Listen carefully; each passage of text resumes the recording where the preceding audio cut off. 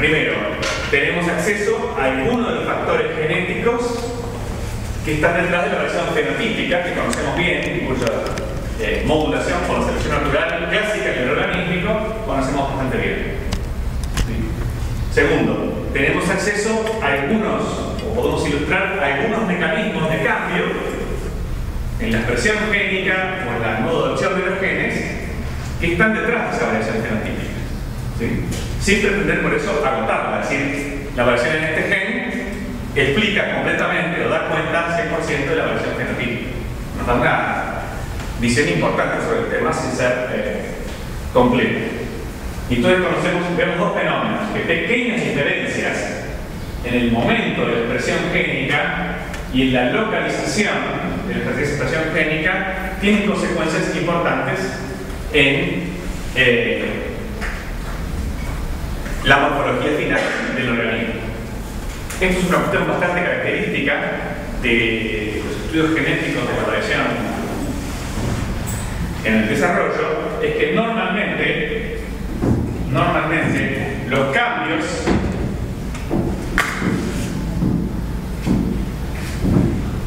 génicos son relativamente sencillos. Son cambios en la magnitud, la localización, el tiempo, la expresión de ciertos genes. ¿Sí? Vamos a poner los cambios pueden ser relativamente simples. Algunos cambios un poco más complejos se refieren a las duplicaciones génicas, pero cuestiones relativamente normales dentro del espectro de la variación genética, lo que conocemos de la variación genética. ¿Sí? Lo que puede haber consecuencias fenotípicas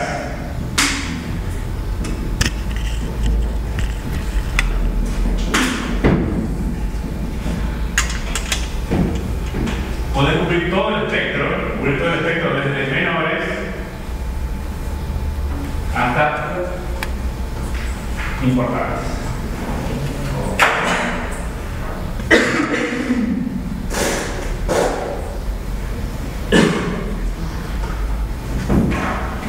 No tenemos en nuestras macromutaciones, grandes convulsiones del sistema genético, pero sí puede haber cambios relativamente modestos a nivel génico de los tipos que hemos mencionado, con consecuencias relativamente importantes.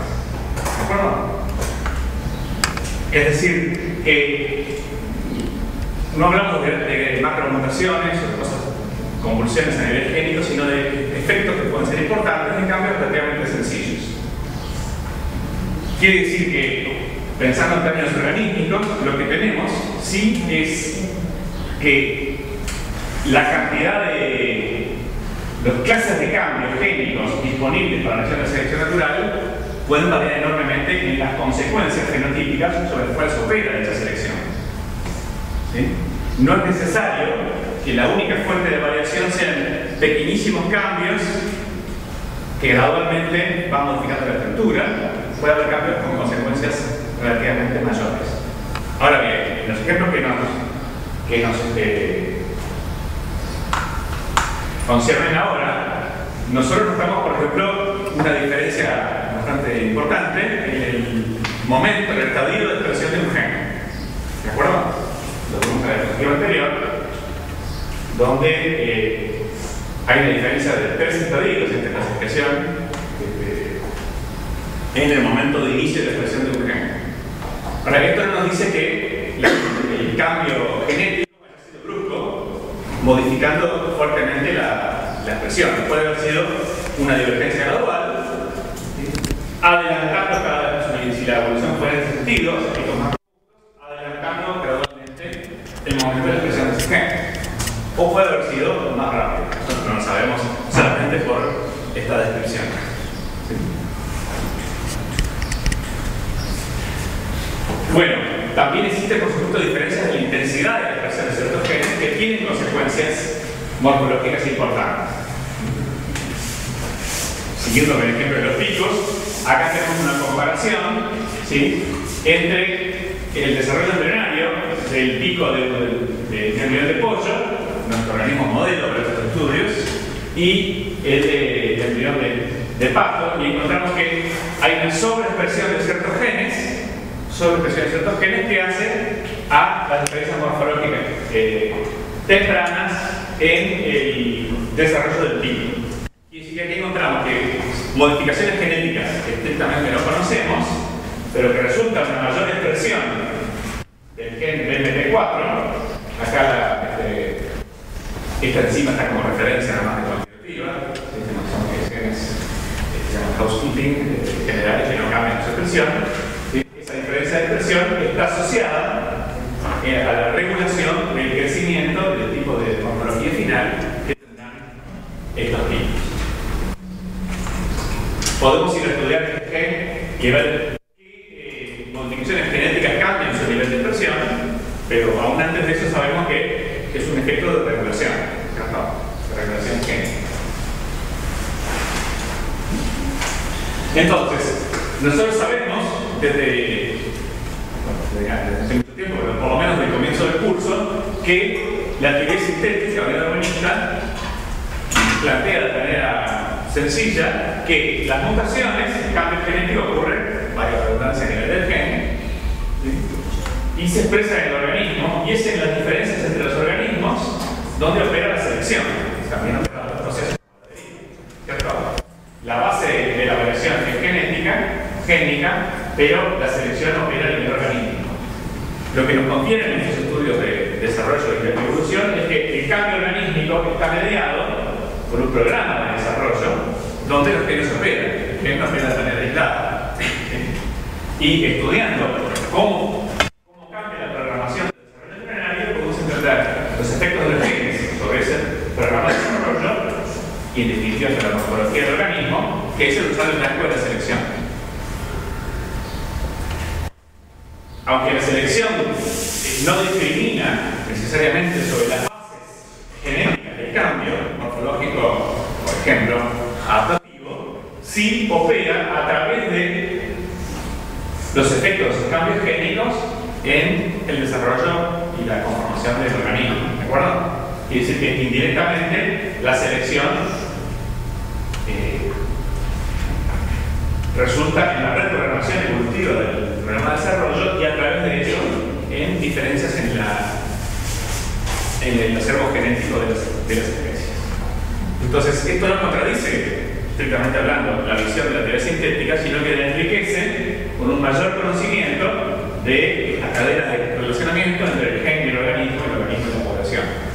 Uno de los mediadores intermediarios es el programa de desarrollo ontogenético. Y por tanto debe ser importante conocer esa forma de mediación entre el gen y el organismo completo. Muchas veces cuando hablamos de selección directamente sobre un gen, lo que estamos diciendo es que podemos identificar un efecto de un gen suficientemente, y de sus alelos suficientemente importante como para reconocer la acción de la selección, siempre a través del organismo, pero casi directamente simplificada sobre ese gen. Estamos diciendo, la selección opera sobre el organismo, pero diferencias entre estos alelos o combinaciones alélicas son suficientemente importantes para, por simplificación, decir que la selección favorece tal alelo o tal combinación genotípica directamente. Siempre reconocemos a través del organismo, pero lo podemos identificar así. Cuando la correspondencia entre variación génica y variación genotípica es más compleja, no podemos hacer una cosa tan directa de decir que la selección favorece tal combinación alélica, punto, sin tener en cuenta las interacciones más amplias dentro del genoma. Vamos a hablar ahora de una clase particular de genes que ha sido la estrella de las últimas décadas de la biología del desarrollo y su vinculación con la evolución. Claramente no son los únicos genes de importancia, ni mucho menos, pero sí tienen un papel importante. De hecho, que esto se mueva, y en vez de pararlo, pero tendría que estar dispositiva, que preparada por otra persona. Estos son los genes OX, ¿sí? Que está caracterizado por la presencia de un motivo de aminosídico, una secuencia aminosídica particular, reconocible, que es el famoso homeobox, y que codifica para una estructura de unión al ADN. En esta cosa que se mueve y no lo repara, hay una doble hebra de ADN en azul, y el gen, eso ya sería mucho mejor si lo podemos paralizar ahí, el motivo de Box interactuando con esos genes. Estos genes, por lo tanto, tienen una función reguladora porque a través de esas interacciones con el ADN operan como factores de transcripción, modulando y regulando la acción de otros genes. Sucede que muchos de estos genes, no todos, operan a un nivel jerárquico de regulación bastante alto y a su vez bastante temprano en el desarrollo, por lo cual terminan siendo genes importantes en la modulación del plan estructural de los organismos. Por su función reguladora, cambios en uno solo de estos genes, cambios en el sentido más amplio, mutaciones, así como cambios en la propia regulación, tipos y niveles de expresión de estos genes, pueden producir una cascada de eventos importantes en el desarrollo general. Uno de los ejemplos más famosos es el caso del gen llamado PAX6 en la evolución del ojo. Recuerden que el ojo complejo de muchos organismos, incluyendo los vertebrados, fue planteado por el propio Darwin como un caso interesante y desafiante para su teoría. No solamente por dos aspectos: la teoría del cambio a lo largo del tiempo, que para Darwin debió haber sido gradual, lo cual implica que en cada una de las etapas tiene que haber modificaciones estructurales sucesivas que lleven desde alguna situación ancestral hasta la formación del ojo complejo, y también porque para Darwin la selección natural debió haber mediado todo el proceso, de modo que para Darwin es importante entender que cada una de las etapas intermedias, y no solo la forma final, debió haber sido adaptativa. Típico que es una estructura bastante compleja, cuya adaptabilidad se entiende, pero cuyo origen, por evolución gradual y adaptativa, presenta mayores desafíos. Bueno, ya estudios clásicos de mutaciones más o menos espontáneas, en Drosophila y en ratones, encontraron que ciertos genes mendelianos simples, mostraron alelos que producían una reducción importante, sino una supresión del ojo en esos organismos. Lejos estaban en aquel momento de imaginar que esos genes, desconocidos claro por la genética clásica, como modelo mendeliano, podían llegar a ser el mismo gen, homólogos en distintos organismos. Pero, por ejemplo, en Drosophila, ese gen en su forma clásica se llamó Aires.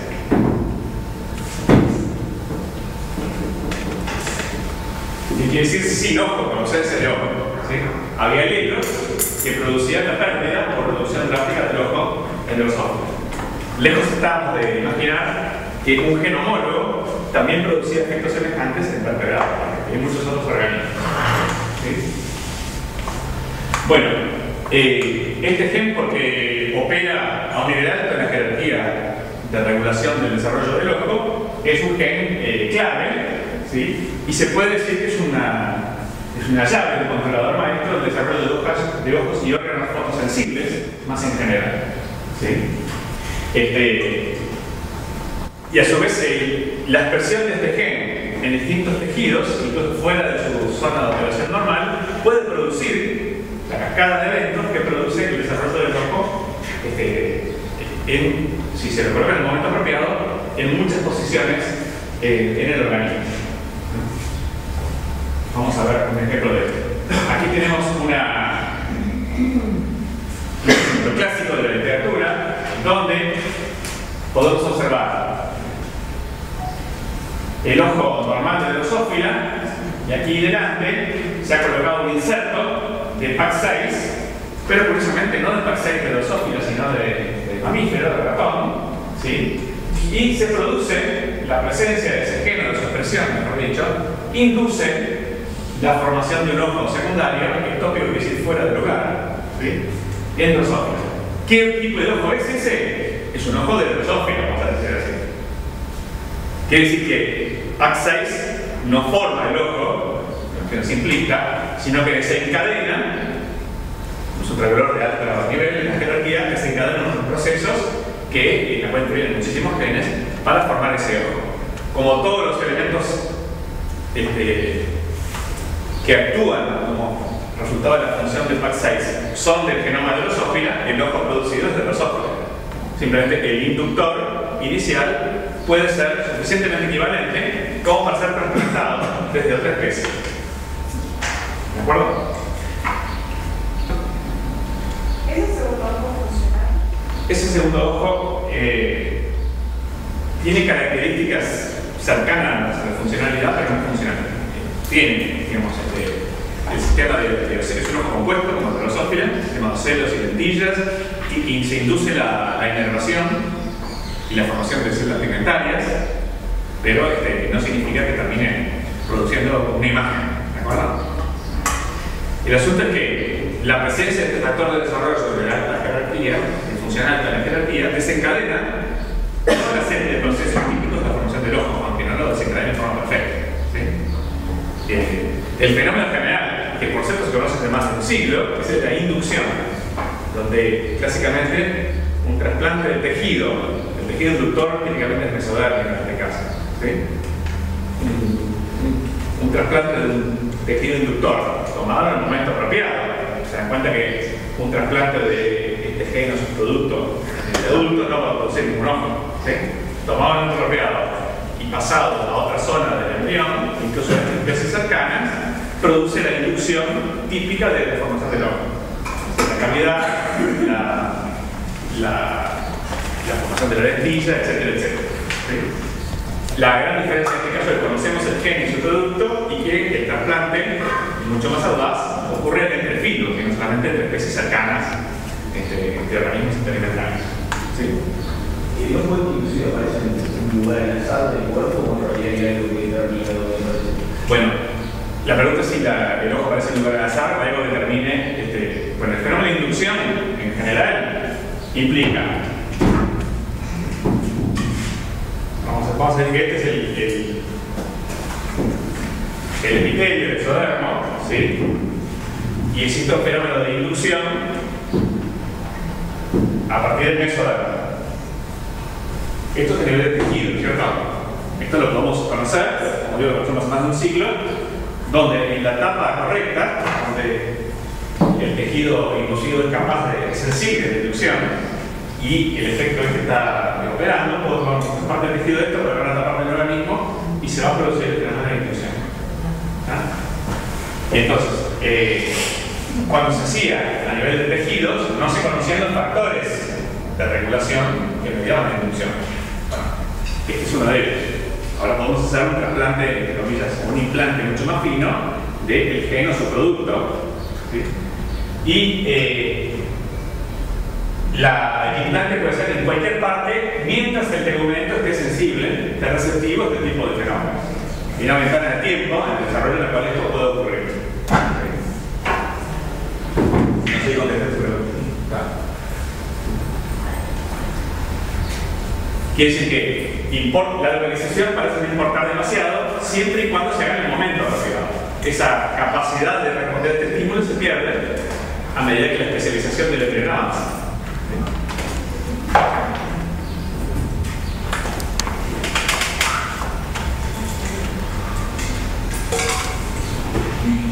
Bueno, vamos a ver cómo nos deja este ejemplo y muchos otros de este mismo tipo en cuanto al concepto de homología. Recuerden, el concepto de homología es clave en la evolución, porque precisamos homología para hacer análisis filogenéticos, precisamos homología para comparar estructuras y ver el cambio a lo largo del tiempo. Las comparaciones son entre estructuras homólogas, típicamente. Bueno, los ojos de vertebrados, cefalópodos, artrópodos son ejemplos clásicos de estructuras no homólogas, sino análogas, si ustedes quieren, como clásicas, pero análogas es un término más preciso. ¿Sí? Quiere decir que cumplen una misma función, pueden tener muchas similitudes estructurales, pero pensamos que no derivan de un ancestro común. ¿Qué queremos decir con eso? Que no había un ojo ancestral en el ancestro común de vertebrados e insectos, por ejemplo, que por evolución y divergencia dio lugar al ojo de los actuales vertebrados e insectos. No pensamos que eso haya sido así. Pensamos que son estructuras que han evolucionado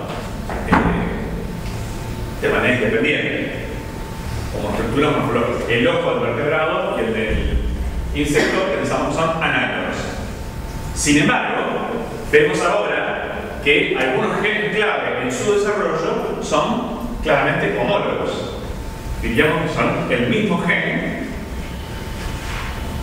con las modificaciones del caso, derivado de un ancestro común. Tal es así que hoy usamos el término PAC6 para lo que antes se definía como nombres distintos en Drosophila, en ratón, etcétera, etcétera. Eso indica que hemos reconocido la homología profunda de esos genes, sus variantes.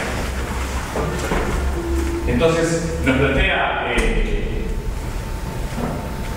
un dilema de estas estructuras. Entonces pensamos que si bien las estructuras son análogas, en el sentido que no vamos a encontrar un ojo ancestral del cual ya han derivado directamente el ojo del vertebrado y el ojo cefalópodo del ojo de un insecto, sí reconocemos estructuras subyacentes, genes subyacentes que son homólogos. ¿Cuál es la idea?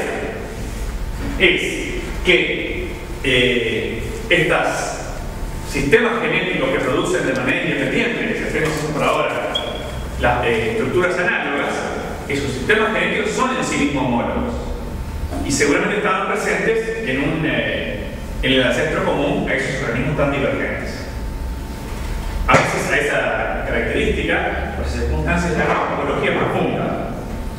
Superficial serían las estructuras morfológicas que no son homólogas, pero hay algo más profundo, sistemas de regulación génica que son captados o usados de manera independiente, pero consistente, en organismos distintos. Ahora bien, ese carácter no homólogo de estos ojos se refiere a ojos de estructura bastante compleja. Pero en el reino animal tenemos una multiplicidad de sistemas fotorreceptores.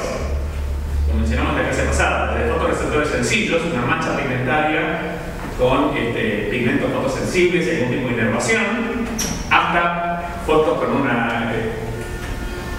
fotorreceptores con una cámara, pero sin lentilla y sin otras estructuras más complejas, hasta los ojos más complejos de estos tres grupos de organismos, cefalópodos, insectos y vertebrados.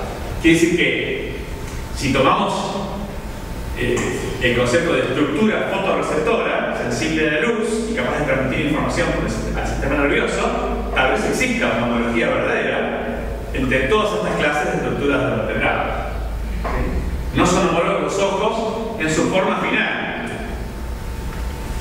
El ojo complejo de los insectos, compuesto, o el ojo de los cefalópodos, no, vemos diferencias estructurales que siguen siendo patentes, que hacen pensar que no tienen un ancestro común como tales, pero sí pueden todos tener un ancestro común en una estructura fotosensible mucho más sencilla.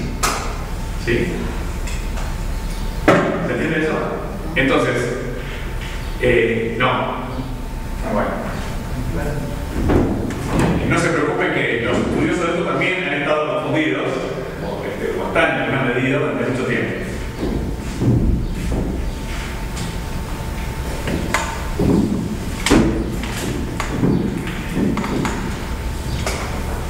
Vamos a dar un ejemplo más conocido para ver el problema semejante. Nosotros tenemos que, si tomamos la estructura ALA, tomamos eso como una estructura, en, por ejemplo, murciélagos. Me voy a meter dentro de un filum para evitar una cosa tan compleja como esta. ¿Sí? Murciélagos y aves. Pensamos que son análogos, no son homólogos. ¿Sí?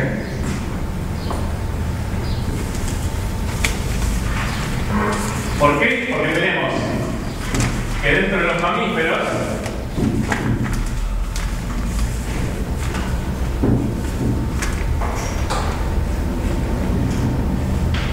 y dentro de las aves surgieron esas estructuras de manera independiente. Vamos a decir acá el ancestro común de las aves y acá el ancestro común solamente de los murciélagos. Origen independiente, no hay homología, sino analogía. ¿De acuerdo? No hay problema. Ahora, si tomamos esto en un contexto más amplio, los miembros anteriores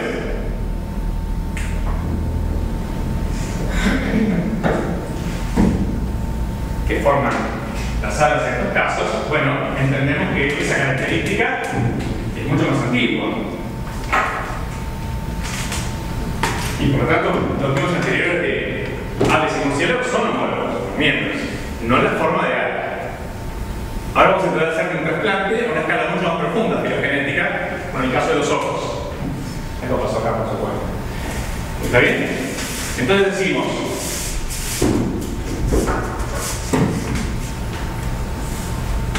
el ojo, en un sentido complejo, ese ojo compuesto capaz de formar imagen y de transmitirla como tal al sistema nervioso. ¿De acuerdo? En el caso del vertebrado, eso implica no solamente la retina y su inervación, sino una lentilla regulable para formar una imagen. En el caso de los insectos, implica el famoso ojo compuesto. Cada unidad es como un tubo de cosas con una lentilla final, y eso transmite la imagen por la agregación de los elementos del ojo compuesto, bien distintos. Entonces, el ojo, vamos a poner acá formador de imagen, para ser más preciso.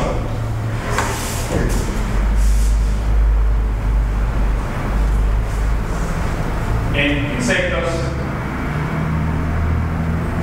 y vertebrados, pensamos en análogos. Podría ser también de las etiquetas, que la capacidad de formar imágenes aparece por un lado en los vertebrados y por otro lado en los insectos. En un árbol filogenético de todo reino animal mucho más complejo. ¿Sí? Si aparecen formas independientes, la capacidad de formar imagen no son homólogos sino análogos. Pero nos vamos a un nivel más profundo, más general si quieren, y tenemos que órganos fotorreceptores, ¿sí? Un par de órganos fotorreceptores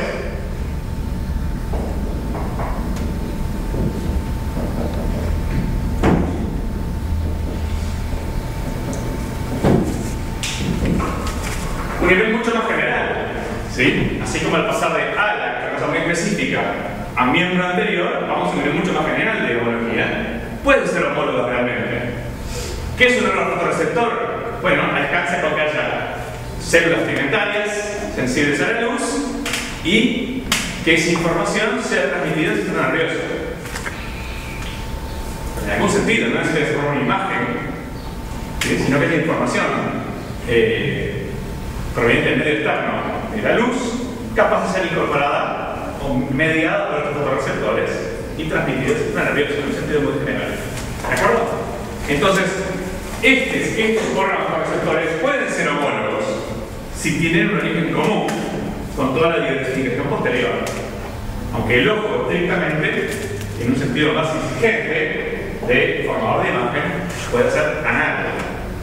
Como que la formación de imagen es la consecuencia de la evolución de fotorreceptores en ciertos grupos de organismos de manera independiente, aunque hay un sustrato común. El sustrato común no es solamente el PAX6 o los genes que PAX6 activa o regula, sino tal vez esto ocurre en un fotorreceptor más primitivo. ¿Dónde hay algunos fotorreceptores en el reino animal? En la amplia mayoría de los films. ¿De acuerdo? Así que hay un sustrato también morfológico común, mucho más amplio que el ojo formador de imagen clásico. Muy bien. Son problemas, no se tiene una respuesta sencilla, pero nos hace pensar en que, en este aspecto sí tal vez es algo relativamente común, la evolución no produce de cero ojos dispersos en la filogenia, sino que cuando aparecen aún estructuras muy complejas, independientes, hay un sustrato común, más general, que es retrabajado por la evolución, sustrato génico y también morfológico, ¿por qué no?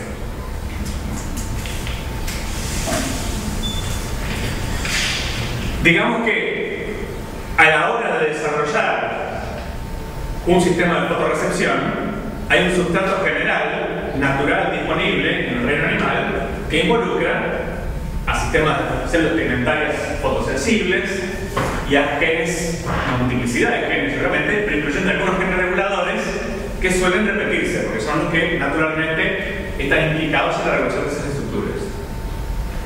Ven que no alcanza con decir PAX6 desarrolla el ojo. Es una ultra simplificación. Si está implicado a un nivel jerárquico alto en la cascada de eventos que llevan a la formación de un ojo de algún tipo. Esta idea de homología más profunda llevaría a una predicción que se ha verificado y es que PAC6 efectivamente está implicado en la regulación de formación de fotorreceptores, en el sentido más general, y no solamente en la formación de focos formadores de imagen. Cualquier miembro del reino animal que tenga fotorreceptores debería tener una copia o una versión del PAC6 y él está implicado en la regulación de esas estructuras. Y eso se puede verificar experimentalmente. Cosa que ha sucedido, por supuesto. Bueno, estos genes de tipo OX son parte de familias multigénicas que tienen funciones de regulación en muchas otras estructuras. ¿Sí? Entre ellos vale la pena mencionar los genes de los complejos OX vinculados a la formación del plan de organización de los embriones en grupos tan dispares como Drosophila y Gratón. Debemos entender que, igual que en el caso del PAC6, estas comparaciones se han extendido a todo el reino animal. Incluso hay genes homólogos, en sentido amplio, fuera del reino animal. Pero vamos a concentrarnos en los ejemplos mejor estudiados. Fue muy grande la sorpresa cuando, habiéndose estudiado el sistema de expresión a lo largo del eje del cuerpo, estos genes del complejo OX en Drosophila, es un único complejo, en un solo cromosoma, un único grupo o clúster de genes. Noten que estos genes están ordenados en el cromosoma en la misma orden en el cual expresan, grosso modo, a lo largo del eje antero-posterior del organismo. Es decir, las zonas de expresión de estos genes están ordenadas espacialmente del mismo modo que los genes en el cromosoma, regulan o determinan la diferenciación de los segmentos de Drosophila. Es decir, la expresión diferencial está asociada a decisiones en sentido general de los segmentos, cuál va a ser su destino morfológico y funcional. Esto implica, por ejemplo, y son sido estudios clásicos, que una sobreexpresión de este gen, el que está marcado en amarillo, ABDB, una sobreexpresión hacia la región anterior llevaría a una sobreextensión de la región posterior del abdomen. ¿Se dan cuenta? Bueno, estos genes entonces son genes clave porque marcan buena parte del plan de desarrollo, en este caso el orden antero-posterior del embrión de Drosophila. Hay otros genes que hacen la simetría bilateral, una cantidad de genes más. Grande fue la sorpresa cuando se encontró que en Japón existían 4 grupos de genes, no uno, localizados en 4 regiones cromosómicas distintas, pero que tenían, con todas las variaciones que podemos tener de los divergentes, tenían básicamente el mismo orden que los genes de Drosophila. Se reconocía homología gen a gen y también un ordenamiento general análogo. Este fenómeno se llama colinealidad. El orden lineal de los genes en el cromosoma es igual al orden lineal de la expresión de los genes en el embrión. Si miran el embrión de ratón, ven que esa colinealidad está matizada por otros fenómenos. ¿Sí? Los genes son posteriores, también están expresan en las extremidades del cuerpo. Hay una diferencia entre la expresión a nivel del sistema nervioso y a nivel del eje del sistema excretario. ¿Sí? Hay diferencias, pero se mantiene ese patrón general de colinealidad. No solamente de los genes de ratón con el embrión, su expresión en el embrión, sino entre el filo, lo cual es altamente sorprendente. Además de eso, por supuesto, de esas homologías generales, encontramos diferencias. El hecho de que haya 4 grupos de genes y no uno solo ha permitido una mayor diversificación de funciones, así como aparecen duplicaciones génicas, deleciones de genes en ciertas clústeres, etc. El tener replicados los complejos facilita una divergencia mucho más rica que simplemente en base a mutaciones puntuales. ¿De acuerdo? Pero esta homología profunda, parecida al de PAC6, pero a un nivel mucho más general de formación del embrión, en etapas mucho más tempranas, nos habla de algo semejante, que pese a que la anatomía de un insecto y un vertebrado es enormemente divergente, y salvo Geoffroy de Saint-Hilaire, poca gente pensaba que había una monarquía verdadera, real, de estas estructuras tan divergentes. Ahora encontramos que tiene un sustrato común genético y de desarrollo embrionario comunes entre filos muy divergentes. De vuelta, parece que la evolución de los filos animales, más que inventar estructuras de cero, retrabaja, vuelve a trabajar de maneras distintas los mismos estructuras presentes, o muchas de las estructuras siguen siendo las mismas. Como decía Jacob, más que un ingeniero que diseña piezas de cero, la evolución parece ser un artesano chapucero que con lo que hay va armando y rearmando distintas estructuras. Bueno, sabiendo que eran 4 genes los de mamíferos y muchos vertebrados en ese primer momento, los evolucionistas fueron derechitos a estudiar la divergencia en el número, la variación en el número de grupos de genes, a veces llamados clusters por infección del inglés, en los organismos de interés, o sea, los vertebrados en su diversidad y los cordados y otros grupos vinculados a los vertebrados filogenéticamente. Bueno, conocemos bastantes cosas de eso, pero algunos organismos, como el Amphioxus, tienen un único grupo de genes Fox, al igual que los insectos. Y ha habido aparentemente 2 eventos de duplicación que han llevado a la formación de un doble sistema de genes Fox, de grupos de genes Fox, y una nueva duplicación ha llevado a el número de 4 que tenemos en mamíferos. Hay organismos poliploides que tienen más de 4 grupos. ¿Sí? Por ejemplo, entre los peces, que hay una enorme diversidad, por supuesto, tenemos el pupu, que es un organismo que no es poliploide. Puede haber una poliploididad central de los vertebrados, todos los vertebrados, pero más pasado a ese punto, tiene 4 grupos de genes, como ratón, aunque hay muchas diferencias en cuanto a qué genes están en qué clusters, mientras que el pez cebra, Damio, tiene más grupos de genes porque es un organismo aparentemente poliploide. ¿Sí? Noten también en los detalles que hay duplicaciones génicas y pérdida de genes o de clusters enteros en el proceso. El proceso es complejo, como suelen ser los procesos de evolución de familias multigénicas, con duplicaciones de conjuntos complejos por poliploidía y pérdida de genes, sea por pérdida de grupos completos, clusters, o por pérdida selectiva de genes dentro de algunos o varios de clusters. Todo eso sucede y seguramente es la materia prima para la divergencia morfológica o buena parte de la divergencia morfológica de los vertebrados. Entonces, reconocemos sistemas de homologías profundas, así como lo reconocimos en el FAN6, ¿sí?, en las estructuras de organismos muy divergentes, como son los vertebrados y los insectos, como ejemplos. Esto se ha ampliado a todo el reino animal en distintas medidas. Desde el punto de vista de la evidencia de la evolución, bueno, esto creo que ha sido maravilloso para Darwin, poder demostrar que estructuras muy divergentes tienen un sustrato común. La evolución por ramificación y divergencia de Darwin se expresa bien, es decir, que no necesita este tipo de fenómenos.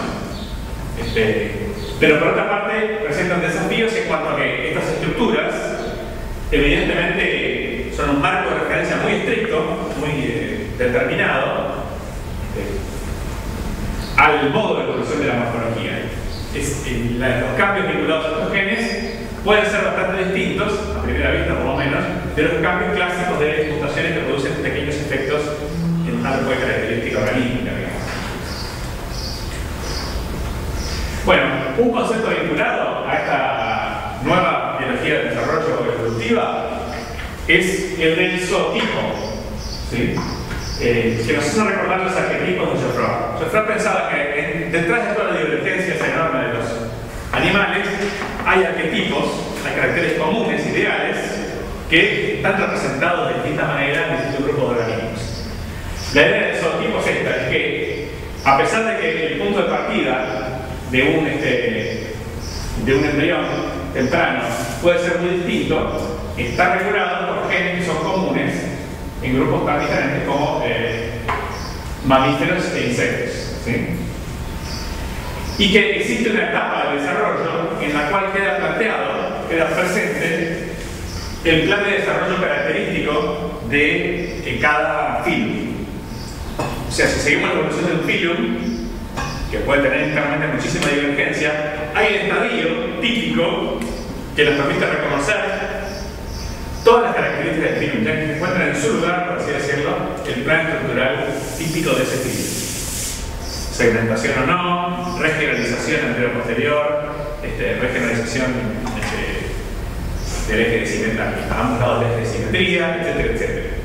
Ese estadio sería un estadio clave, conservado, típico de cada filum. Y a su vez hay una homología más general de que son todas variaciones de un modo general de desarrollo, marcado o pautado por estos genes OX, típico de todo el reino animal.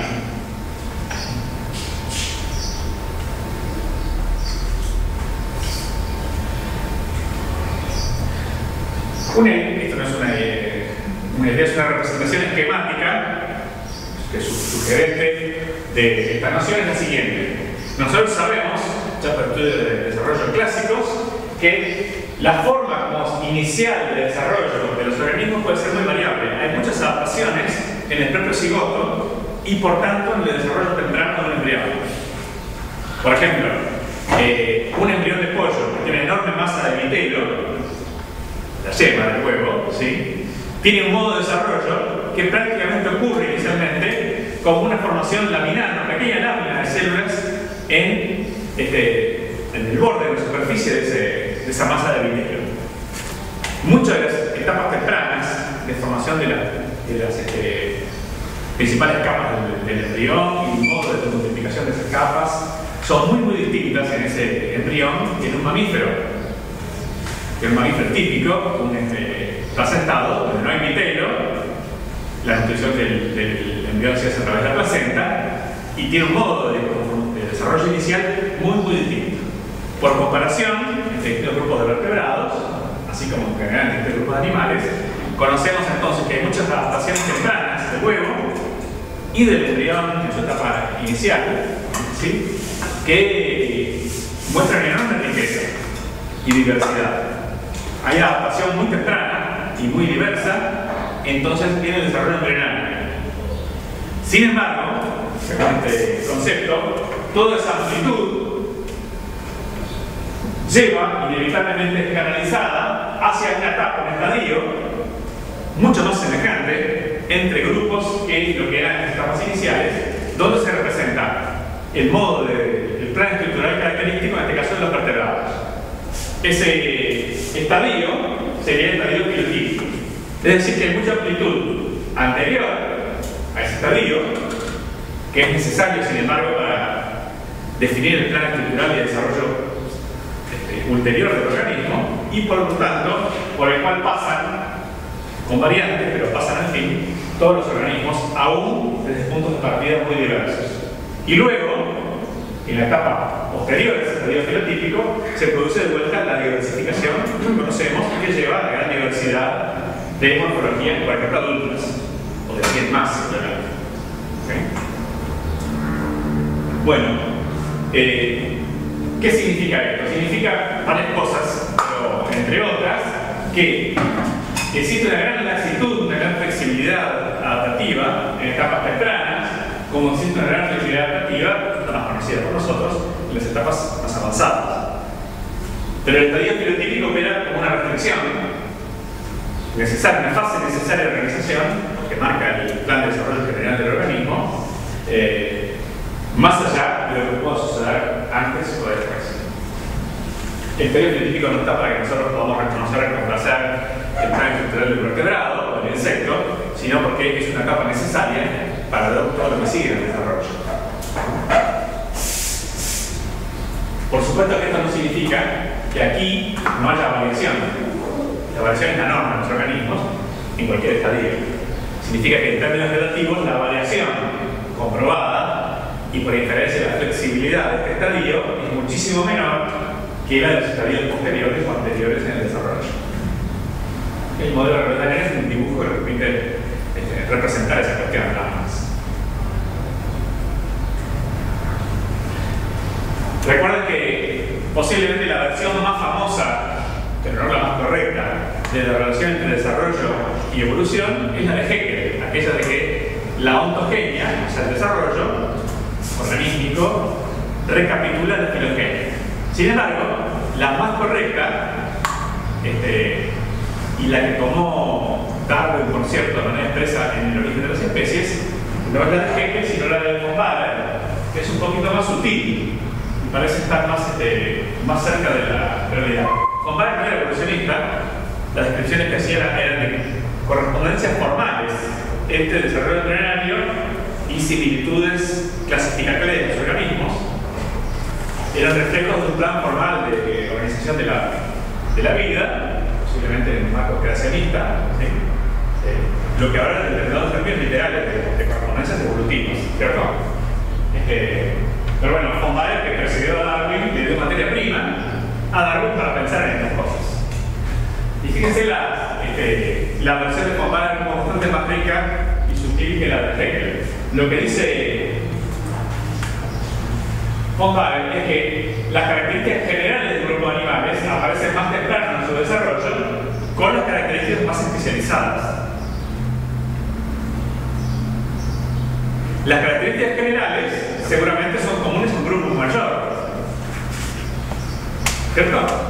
Y por lo tanto van a estar presentes antes de la filogenia. Las características especializadas pueden ser las alas y las características generales la presencia de miembros anteriores. ¿Sí? Entonces esto es mucho más sencillo y maleable. Es que algo muy general va a tender a estar en común a mucho mayor número de organismos y seguramente como tendencia va a estar presente en etapas más tempranas del desarrollo.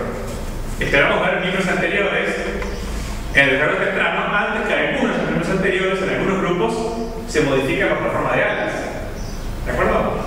Hay una recapitulación, la secuencia miembro anterior que se transforma o no en ala. En algún sentido nos recuerda el orden filogenético, pero no está determinado de manera lineal. ¿De acuerdo? ¿En qué etapa del desarrollo se manifiesta este orden? ¿Tiende a manifestarse este orden? Bueno, se manifiesta en las etapas que siguen al estadio filotípico. De aquí en adelante va a tener una secuencia de eventos que tienden a reflejar en un sentido muy general la secuencia de eventos evolutivos. Las cosas más generales aparecen más tempranamente. Va a haber un brote embrionario, por ejemplo, del miembro anterior, mucho antes de que podamos discernir si ese miembro está destinado a conformar una pata o una ala.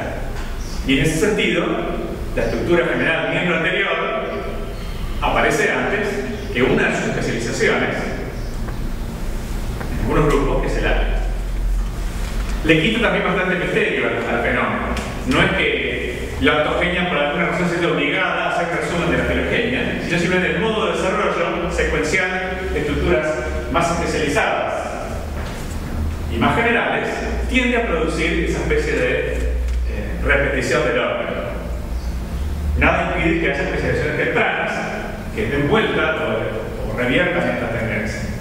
Esta tendencia planteada así tiene mucho más sentido evolutivo que la de Haeckel, a pesar de que Haeckel es muy posterior y era un evolucionista convencido y gran difusor del darwinismo. Como que en esa idea de recapitulación se pasó un poquito de rosca, se le fue la moda a Haeckel. Bueno, vamos a volver a nuestro esquema general, donde podemos ver que dentro de un plano de libertad, de la evolución, con la estudio de biología, como se mueve libremente en este esquema de Seylacker, existen tendencias que encontramos como referencias muy generales, no de forma excluyente. Decir que Darwin era funcionalista no es incorrecto, pero obviamente Darwin también es historicista y estructuralista. La evolución es todo eso, ¿de acuerdo? Poder un énfasis en ciertos momentos en la adaptación como fenómeno funcional, que moldea o modifica las estructuras biológicas. Los métodos comparativos formales típicamente, ¿qué hacen? Colocan en el marco filogenético la evolución de las funciones según las estructuras del organismo. La idea del zootipo es que la historia filogenética de los grupos se ve reflejada estructuralmente en un estadio particular de manera particularmente fuerte. Pero les voy a plantear un esquema un poco alternativo que me parece que es más. He estado trabajando en este esquema alternativo desde hace mucho tiempo, en versiones más o menos felices. No es una gran novedad, sino una forma distinta de representar las cosas que me parece que está más en línea con lo que hoy ocurre, que ese esquema de Seilager, con toda prudencia. Si hay algo que es la evolución, es el cambio a lo largo del tiempo. Y por lo menos desde Darwin, ese cambio a lo largo del tiempo ocurre en distintas líneas evolutivas. O sea, se despliega en la filogenia. Entonces, en el mundo actual, el marco normal, digamos así, el marco de referencia natural para expresar el cambio evolutivo es el marco filogenético. El marco filogenético implica una línea de tiempo explícita, si la ponemos de millones de años, o implícita, como en este caso que no hay una referencia absoluta, pero sí una secuencia temporal. Las cosas ocurren más temprano o más tarde, pero a lo largo de la filogenia. Así que la filogenia representa el marco natural desde Darwin para estudiar los problemas evolutivos. ¿Cuáles? Todos, incluyendo los del desarrollo. En una filogenia nosotros podemos mapear o tratar de trazar e identificar los momentos en que han ocurrido ciertos tipos de cambios. Acá tenemos en este esquemita representados dos clases de cambio, podemos hacer casi cualquier otro, ¿cierto? Que son los cambios estructurales, modificaciones en las estructuras anatómicas o el desarrollo, y los cambios en la función, la relación de ese organismo con su ambiente o de las funciones internas de la regulación del desarrollo de los organismos. ¿Sí? Bueno, y en ese marco, por ejemplo, si tenemos caracteres discretos, podríamos tener un pequeño mapa, como este, de zonas de la filogenia donde han aparecido cambios estructurales y funcionales. Por supuesto, la gracia está en qué son estas cosas, por eso es el tema general. Bueno, en este marco vamos a ver unas preguntas que se han planteado en la biología del desarrollo del punto de vista evolutivo de una manera bastante natural. En lugar de tener que elegir en qué rincón o en qué zona del triángulo estamos ubicados, con naturalidad tenemos la historia, ya va del suyo, que está representada, es la referencia. Y sobre esa historia estudiamos estructura y función. Fíjense, por ejemplo, vamos a preguntarnos, ¿cómo se asocian los cambios de estructura y función? ¿Qué cambios estructurales van ligados a cambios de función y viceversa? Es un simple esquema en el cual, para ilustrar esta idea, tenemos pares de cambios. En ciertas ramas de la filogenia hay cambios asociados. Las preguntas son casuales, sin una relación causal realmente, de estructuras y funciones. La aparición del vuelo está ligada a la homeotérmica, sí o no. De repente la homeotérmica es mucho más profunda, ¿cierto? Cosas así. Bueno, hay secuencias de eventos asociados y podemos preguntarnos si esa asociación tiene un significado biológico evolutivo o si es puramente casual. Son de las tantas cosas que cambian, algunas van a coincidir en el tiempo, ¿cierto? Pero bueno, el marco filogenético es el marco natural para representar estas cuestiones. Por ejemplo, si estas estructuras están asociadas a funciones que son mucho más antiguas, entonces no podemos asociarlas a esos cambios estructurales directamente por más el origen de la función. Puede ser así a su modulación. Otra pregunta: si podemos identificar cambios clave para la posterior diversificación del grupo. Aquella faringe modificada de los cíclidos podría ser un cambio clave que desencadena un conjunto de consecuencias evolutivas que le da al grupo en ese caso una mayor flexibilidad evolutiva.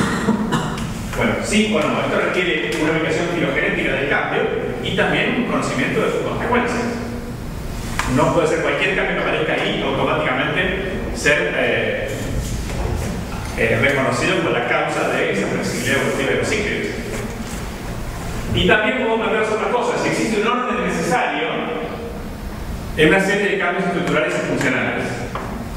Por ejemplo, en la evolución del ojo, podríamos plantearnos si existe un orden, si la fotorrecepción más sencilla necesariamente precede la formación de un ojo capaz de formar imagen, y si eso necesariamente precede el que esa imagen se forme asociada a una puntilla, que da la mayor eficiencia de la captación y canalización de la luz. Tenemos una secuencia natural y podemos preguntarnos si esta secuencia es necesaria o es una de las muchas opciones que casualmente pueden haberse alineado o haberse sucedido en la evolución. Bueno, para terminar este tema, vamos a decir que una idea que no es sostenible ya no lo era, no sé, a mitad de septiembre, pero mucho menos ahora, en este curso, es que la selección natural es un agente tan poderoso que moldea sin mayores restricciones, sin limitaciones estructurales, filogenéticas y de desarrollo, la evolución de los organismos. Sin embargo, es posible, sigue siendo posible que el cambio positivo, la dirección de cambio, sea determinada por la selección natural. Como mínimo, cualquier cambio morfológico propuesto debe ser capaz de sobrevivir al filtro de selección purificadora. ¿Sí? En este tema de la biología de desarrollo, muchas veces van a encontrar expresiones simplistas, tipo la duplicación de este gen explica la aparición de un nuevo apéndice, un nuevo segmento con apéndices en tal grupo de organismos. ¿Sí? Eso fue que, si existe una relación causal entre una duplicación génica de un gen con un nucleobox, por ejemplo, y la aparición de un nuevo segmento, algo de verdad hay en esa explicación. Pero no significa que ese cambio sea no adaptativo. Puede haber sido esa duplicación génica el sustrato genético apropiado para la acción de la selección. O, de mínima, ese cambio tiene que haber sobrevivido a la selección purificadora. Eso es lo más neutro que podemos plantear como seguro. ¿Sí? De mínima fue neutral y posiblemente puede haber sido adaptativo. Lo que pasa es que, como la selección opera sobre el fenotipo, las bases genéticas detrás de esta variación fenotípica pueden ser muy variables, incluyendo duplicaciones génicas y no solamente mutaciones puntuales, incluyendo todas las cosas que hemos revisado a vuelo del pájaro en este tema. ¿Sí? El tema de las homologías profundas, tanto génicas como anatómicas, ¿sí?, abren puertas para una unificación mayor del desarrollo y la evolución. Cosas que hoy conocemos como relacionadas, por tener genes reguladores en común, eran consideradas como casi independientes, de origen tan profundo y seguramente de bases genéticas tan distintas que sus nexos se han perdido o simplemente existían en la evolución. Estas homologías profundas son profundas por apelar a genes claves de desarrollo, y también profundas porque remiten a tiempos mucho más antiguos, de parentesco entre grupos muy dispares.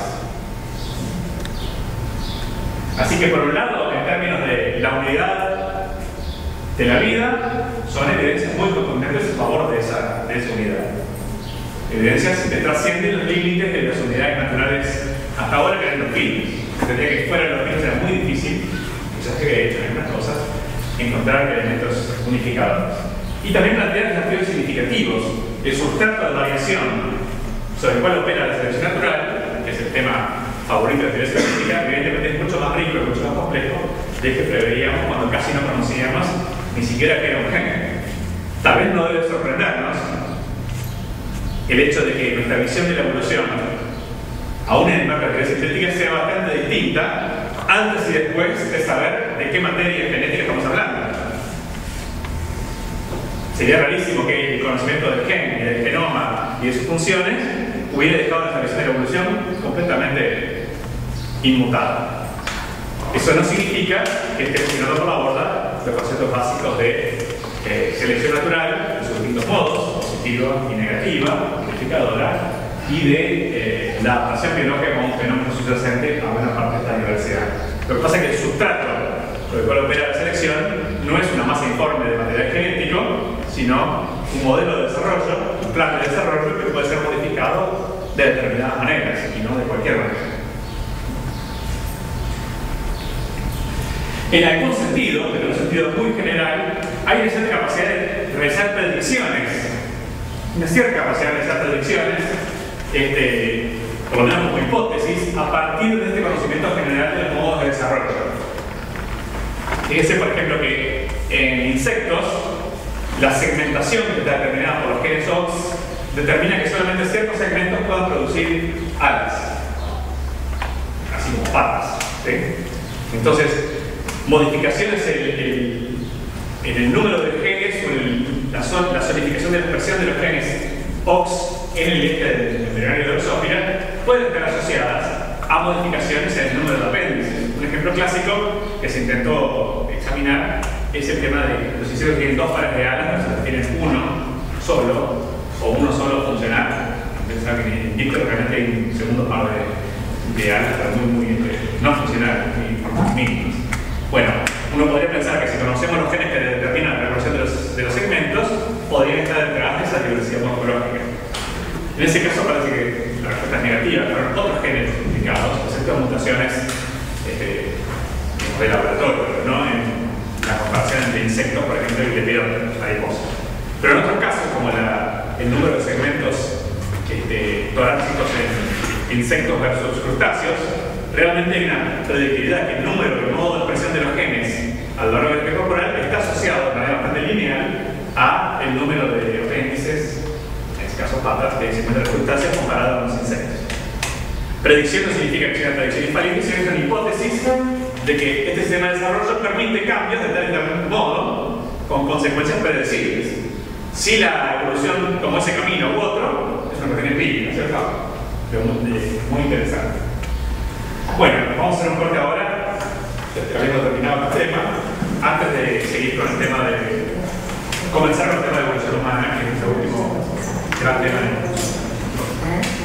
pero el síntesis que vamos a hacer, si sobrevivimos, eso es de la evolución humana. Y es un tema que representa una excepción a la regla autoimpuesta de no dictar en el curso temas como tema de historia y de la vida sobre la Tierra. Tomamos ejemplos para problemas conceptuales, pero sin hacer una historia de la vida sobre la Tierra. Acá hacemos una pequeña excepción, pequeña porque es un grupo, un pequeño registro fósil, una pequeña historia sobre la Tierra, pero nos permite dos cosas importantes para ilustrar el fenómeno de la evolución. Al concentrarnos en un grupo y hacer de forma muy esquemática una presentación más o menos completa de su evolución, permitimos ver de forma conjunta cómo los enfoques están representados en la evolución de un grupo particular. Al ser ese grupo aquel del cual formamos parte, nos da una perspectiva particular sobre un grupo que puede ser menor desde el punto de vista, pero para nosotros es obviamente muy importante, ¿sí? Nos incluye como tal. El tema está dividido en dos partes, artificialmente, el registro fósil y la evolución morfológica del grupo, de los homínidos, y la evidencia molecular de la evolución de los homínidos. Una cuestión importante en general, pero particularmente este año de conmemoraciones darwinianas, es que Darwin publicó una monografía sobre este tema en una época en la cual la evidencia global sobre la evolución humana era muy limitada. No era limitada la evidencia de la pertenencia de la especie humana al reino animal y su ubicación particular dentro de él, pero sí cualquier detalle sobre la evolución específica del linaje de los que llamamos homínidos era casi motivo de especulación. Sucede que la visión de Darwin, aunque pudo haber estado equivocada porque era muy especulativa, era una especie de escenario posible o más o menos plausible de una secuencia de eventos evolutivos, resultó ser esencialmente correcta, aún en los detalles más especulativos, lo cual es sorprendente. Esta es la monografía. Note que es una doble monografía sobre la descendencia o ascendencia de la especie humana, y también la monografía sobre la selección sexual, importante por otras razones, del año 1871. Fíjense, desde el punto de vista anatómico, los colegas de Darwin, incluyendo Thomas Huxley, le soplaron al oído que por la evidencia anatómica los parientes más cercanos eran el chimpancé y el gorila. ¿De acuerdo? O sea, Darwin aceptó como una realidad bastante probable. A partir de allí, Darwin, por un argumento que diríamos de parsimonia, propuso que el origen de nuestro linaje, de nuestra estirpe, debió haber sido África. ¿Cuál es el argumento de Parsimón que usó? Bueno, espero que esta teoría para ustedes sea bastante evidente. Es así. La distribución geográfica de esta especie es cosmopolita. Algún matiz que no puede ir en polos o cosas así. Vivimos en todos los continentes más o menos respetables. Chimpancés y gorilas son exclusivamente africanos. Por tanto, dedujo Darwin, si hay que pensar en la ubicación geográfica del centro común, ese debe haber sido África, el factor común a las distribuciones geográficas de esos grupos de organismos. El tercer y cuarto punto refieren a una secuencia de eventos muy general, pero que es importante. Para Darwin, la primera etapa, el primero novedoso que debió haberse desarrollado fue la captura erecta y la locomoción bípeda asociada a ella. Para Darwin, ese cambio debió haber precedido lo otro importante, o lo otro que nos importa, que es el desarrollo de la capacidad craneana y la capacidad de producir herramientas complejas. ¿Por qué? Porque para Darwin la liberación de los efectos anteriores de la ejecución de la locomoción abre oportunidades de modificaciones para otras funciones, por ejemplo la dexteridad, la habilidad manual. ¿Sí? Y Darwin pensaba que en una segunda etapa más reciente debió haber ocurrido, asociado al desarrollo de herramientas más o menos sofisticadas, el aumento de la capacidad craneana. Una secuencia altamente especulativa, pero muy clara. ¿A qué me refiero con que la evidencia era muy limitada? Bueno, obviamente había estudios genéticos, ni siquiera existía el campo de la genética como tal, ni la práctica. Y además, los fósiles que había de lo que llamamos homínidos, o no se habían descubierto, la amplia mayoría no se conocían, o los pocos que se conocían no habían sido reconocidos como tales. Existía ya en nuestra estantería del museo el hoy llamado hombre de Cro-Magnon, que es un Homo sapiens moderno, pero fósil, pero nadie se había dado cuenta de esa característica. El llamado hombre de Neandertal se encontró un poco después, pero demoró mucho en ser reconocido como un homínido fósil. En su momento se pensaba que eran los restos de un cosaco ruso que se habían refugiado en la base de Neandertal durante la guerra napoleónica. No me pregunten por qué. Se demoró bastante en ser reconocido como un homínido fósil, realmente. Bueno, entonces tenemos una doble cuestión interesante acá. Primero, en un sentido muy general, si la evolución ocurrió como la pensó Darwin, en sentido general, debe comprender a toda la diversidad biológica, incluyendo la especie humana, y esa especie debe ser ubicable en el árbol de la vida y haber estado acompañada por esa heredidad de varios linajes, algunos cuales se habrán extinguido y otros no. O sea que hay una primera prueba de hipótesis general sobre la naturaleza y la evolución y el hecho que no debe haber comprendido. ¿Sí? Y después hay una prueba de hipótesis más específica, porque los resultados no cambian necesariamente de idea general, es una secuencia particular de eventos y un origen geográfico particular, así como un parentesco vinculado a esas ideas de la especie humana con otras. ¿De acuerdo? Muy bien. La gran mayoría, como decía, de los fósiles que hacen hoy el registro de los homínidos y sus grupos emparentados es posterior a la época de Darwin. La enorme mayoría, de hecho, son del siglo XX o ya desde nuestro siglo, del siglo XXI. Y acá hay una pequeña galería fotográfica de personajes que han sido importantes, no están todos, por supuesto, en esta búsqueda de fósiles. Merecen ser destacados Luis y Mary Leakey, que pasaron más de 30 años excavando en Uruguay antes de encontrar el primer homínido. Eso es convicción. ¿Sí? El hijo de ellos, Richard Leakey, que harto de vivir como niño adolescente en una carpa en Uruguay, juró dedicarse a cualquier cosa menos a la búsqueda de homínidos fósiles, hasta que terminó cayendo en la trampa y se convirtió en los más exitosos buscadores de fósiles de la historia. Bueno, la dinastía por ese lado sigue. Raymond Dart fue el descubridor de Australopithecus africanos, parte de los vecinos. Donald Johansen, co-descubridor de la famosa Lucy, Australopithecus afarensis. No voy a mencionarlos a todos, pero a ver, Tim White y sus estudiantes y colegas africanos y asiáticos descubridores del Ardipithecus afarensis, anamiensis, que está en la carátula de esta presentación. Y este año salieron descripciones muy detalladas de fósiles ya eran conocidos en general hace unos años, pero esta gente se consumió para hacer una detallada. Y en agosto creo que este año salió una descripción, una serie de artículos con descripciones muy completas de esta tesis. Así que hoy voy a poder decir cosas de esta tesis que no podría decir hasta el año pasado, o no hubiera podido decir en el primer semestre de este año. Bueno, contexto, vamos a hacer una pequeña excepción, por supuesto, a que vamos a focalizar la morfología y los fósiles, porque las versiones de parentesco más acertadas de la especie humana con los primates superiores, que están representadas en este esquema, y provienen fundamentalmente de la biología molecular, ¿sí? De unos 40 o 50 años de estudios moleculares comparados, que van desde los primeros genes hasta reacciones de estudios de similitudes inmunológicas, hasta electroforesia de proteínas, secuencias de ADN, hasta los genomas que usamos hoy, donde la especie humana encuentra su pariente más cercano en el chimpancé y el gorila, como dijeron Huxley y Darwin en su momento, pero con un matiz interesante y sorprendente, y es que en realidad el chimpancé está más emparentado a los humanos que al gorila.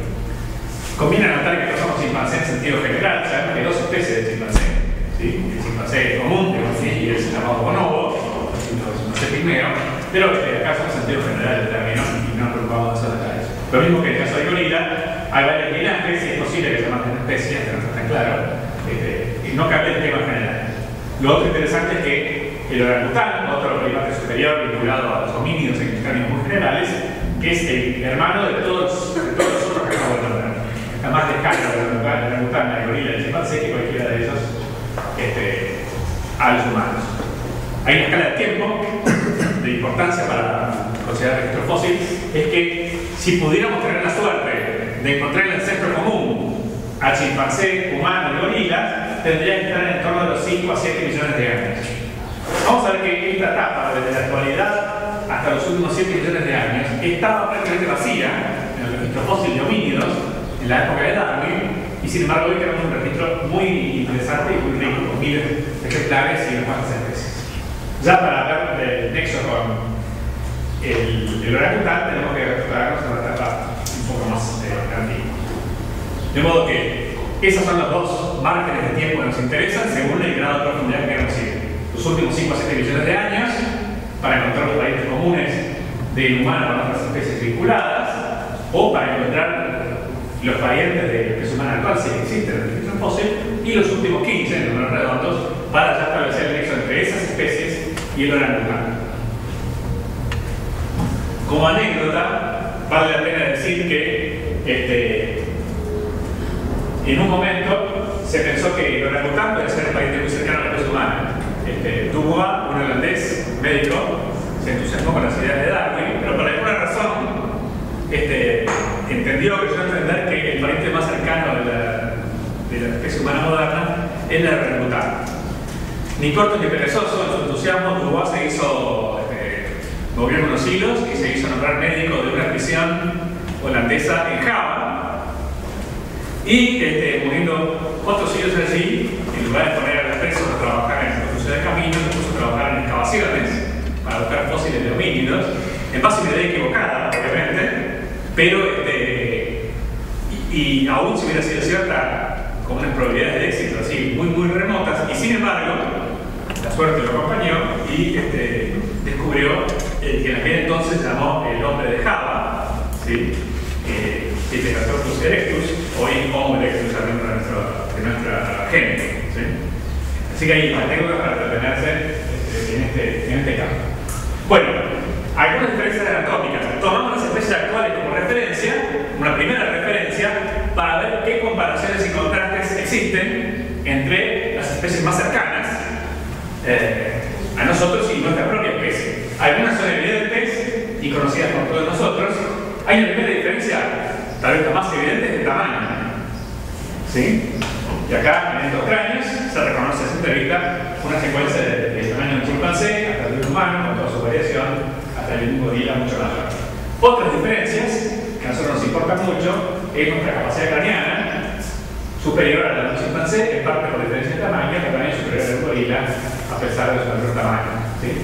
Otra diferencia de interés es, la veremos luego en varias diapositivas de fósiles, el grado de desarrollo relativo de dos regiones principales que ya mencionamos de la cabeza, del esqueleto de la cabeza, que son la región rostral y mandibular, que es como un módulo relativamente independiente, semi-autónomo de la caja craneana propiamente dicha. El desarrollo relativo de ambas difiere entre las especies, siendo mayor el último elemento de la caja craneana en términos relativos en humanos que en chimpancés o aún en humanos que en gorila, pese a que este último tiene un tamaño mayor. Ya que estamos, mencionemos que no solamente en primates, sino en muchos mamíferos, el mayor tamaño está asociado al desarrollo y la especialización de la masticación, que está llamada cresta sagital, que es una zona de origen de músculos mandibulares y es una señal de especialización de la mandíbula, mayor masa muscular que requiere una cresta de inserción y no solamente de las superficies laterales del cráneo. ¿Sí? Se aumenta la superficie por esa cresta. Eso varía con el tamaño y también varía con el grado de especialización o de desarrollo de la musculatura mandibular. Y eso va a parecer muy importante en el estudio de fósiles de homínidos.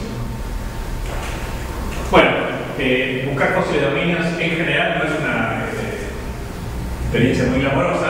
Parece que consiste en pasar centenares y no miles de horas haciendo lo que se señala acá, que es buscando en el lugar inhóspito restos invisibles. Pero, por supuesto, el gran estímulo son los resultados cuando aparecen, que son muchas veces de enorme importancia, porque requieren años de sacrificio. Vamos a hacer una recorrida muy rápida de fósiles en orden cronológico, no en cronológico de su descubrimiento, sino desde los más antiguos hasta los más recientes. ¿De acuerdo? La secuencia de descubrimientos es distinta, por supuesto, y mucho más intercalada en el tiempo. Entre los más antiguos, y en este caso también son restos menos estudiados, menos asimilados plenamente al esquema evolutivo que tenemos, está esa generación, es decir, de 6 a 7 millones de años, no de la antigüedad. Esta antigüedad corresponde aproximadamente al tronco común de chimpancés, gorilas y humanos. Esto no significa que esto sea el centro común de esos tres grupos, significa que está en la zona cronológica de ese momento de la radiación. Esto puede ser una especie lateral, que no dejó descendientes, o puede ser descendiente de alguno de ellos solamente.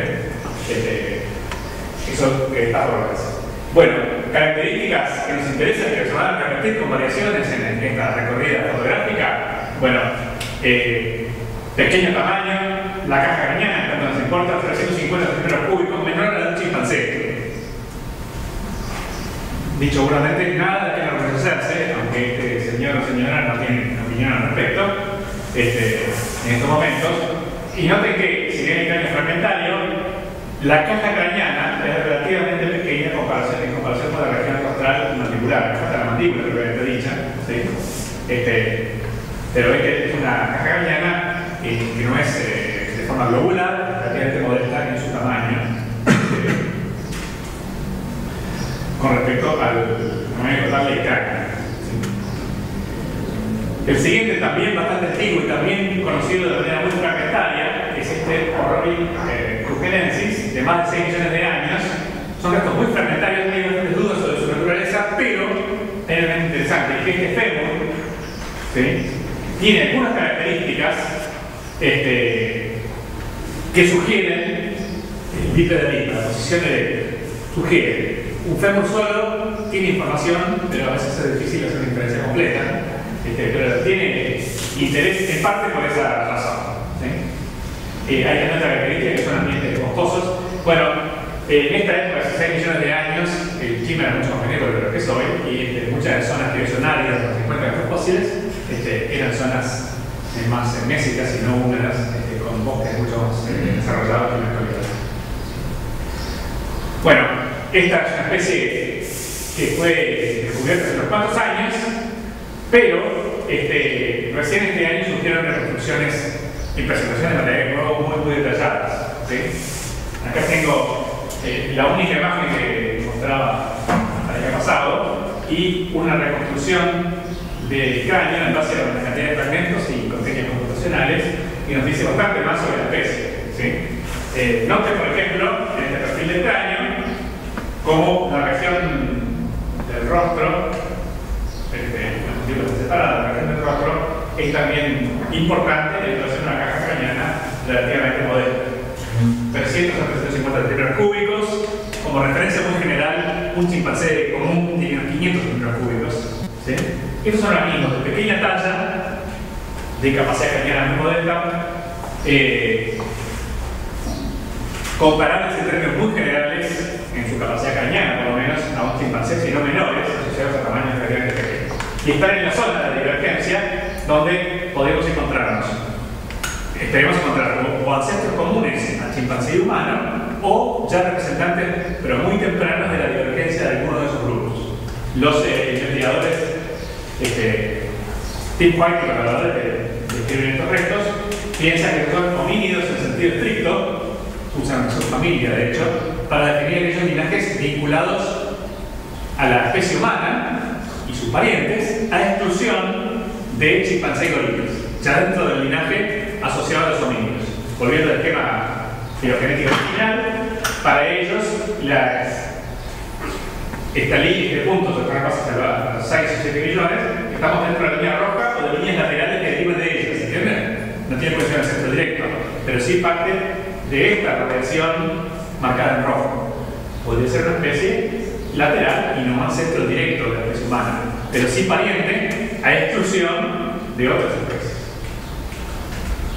Bien. Bueno, esta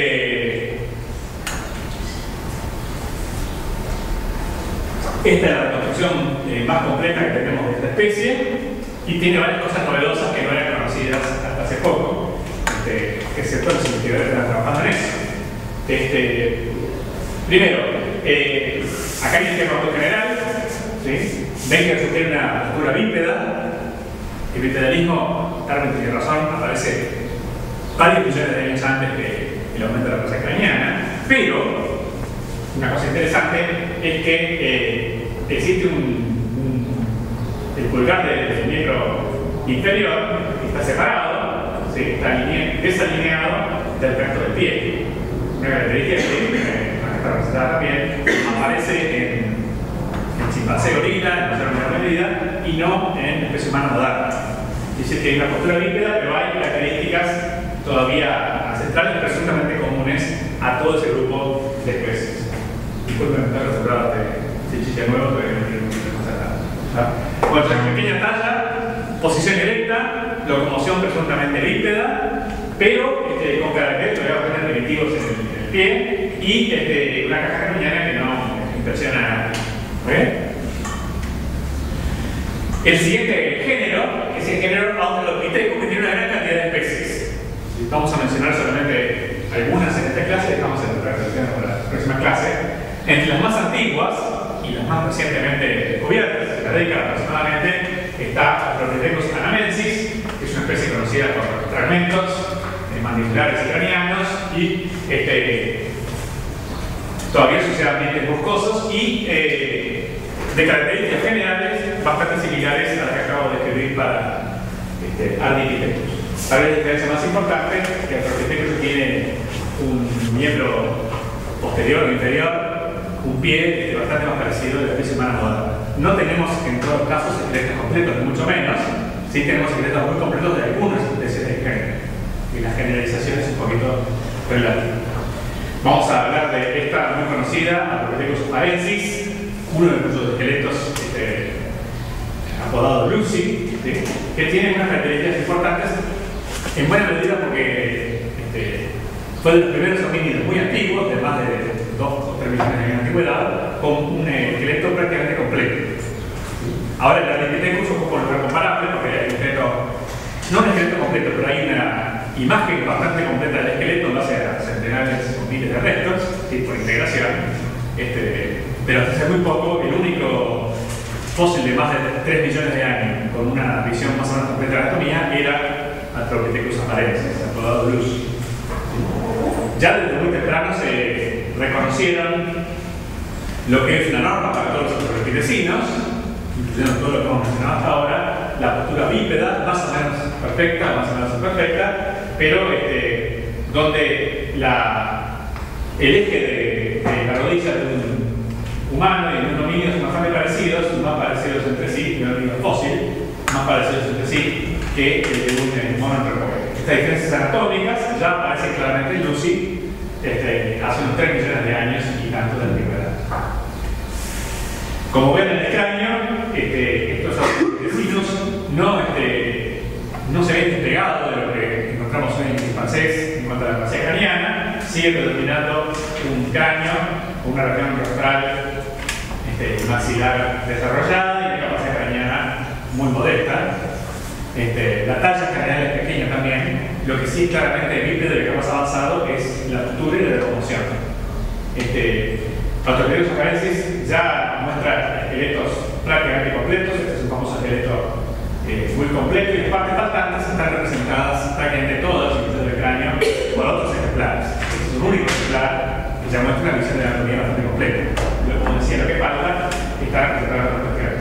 ¿Cómo inferimos bipedalismo? Por varias cuestiones, algunas más técnicas, como la postura de la rodilla, o la forma de la pelvis, y otras más intuitivas, como la posición de los pliegues genitales en el cráneo, que en un organismo bípedo está en posición inferior, y en un organismo de cuadrúpedo está en posición casi posterior, y en un chimpancé berbería está en una posición de unos 45 grados para la parte posterior del cráneo. Porque eso es más intuitivo, tiene que ser más evidente, y los otros no son muy confiables, pero más técnicos, y más conocimiento de la anatomía. Bueno, la pelvis, los especialistas, no nosotros, pero yo puedo reconocer cuestiones típicas de la locomoción bípeda. La forma de las huesos pelvianos se parece más a la de un humano moderno que a la de un chimpancé gorila. Esto asociado a la anatomía vinculada a la locomoción y a la postura del organismo. Hay cuestiones más completas de cómo podría, qué aspectos debe tener el señor o señora, si nos encontramos a la salida de un baile. Pero lo más interesante para nosotros es, quiero terminar con esta especie, es que tenemos evidencia bastante directa de cómo se movía y cuál era la locomoción de esta especie, porque en el lugar llamado de Tolly, aquí, Mary Lickey, la esposa del viejo Louis Lickey, encontró un campo fósil con huellas, varias huellas. Noten por ejemplo que hay 2 individuos de distinto tamaño caminando lado a lado, así como huellas de otros organismos, distintos vertebrados. Estos son cenizas de una erupción volcánica. La secuencia de eventos es bastante inusual, por lo cual esto no se repite en cualquier parte. Cenizas volcánicas tienen que haber sido humedecidas, tienen que haber pasado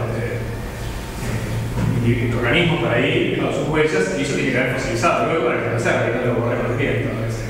Pero bueno, estas huellas no permiten una comparación directa con huellas humanas actuales, como huellas de chimpancés, y Tim White, uno que estaba en la galería de fotos, hizo para la National Geographic un experimento, entre comillas, una demostración, ilustración del fenómeno, caminando de la mano de un chimpancé por un lecho de arena húmedo, ¿sí? Y ahí se puede comparar directamente las huellas que deja un chimpancé y un humano con estas huellas, con los moldes de las huellas de Australopithecus afarensis. Estas huellas no son iguales a las del humano. Ustedes pueden bajar este diapositivo y hacer una huella ustedes mismos a ver en qué se parece y en qué difiere, y conseguir identificar huellas del chimpancé, ¿sí? No son idénticas a las de la especie humana, claro, son más chicas en tamaño, pero son mucho más semejantes a las de un humano que a las de un chimpancé. Y en particular, ahora que conocemos el esqueleto de Ardipithecus, hay un eje del pie alineado al cual se encuentra el pulgar del pie, a diferencia de ese pulgar divergente, característico de nuestros parientes vivientes más cercanos, así como aparentemente de Ardipithecus. Bueno, vamos a parar por acá y seguimos en la próxima clase.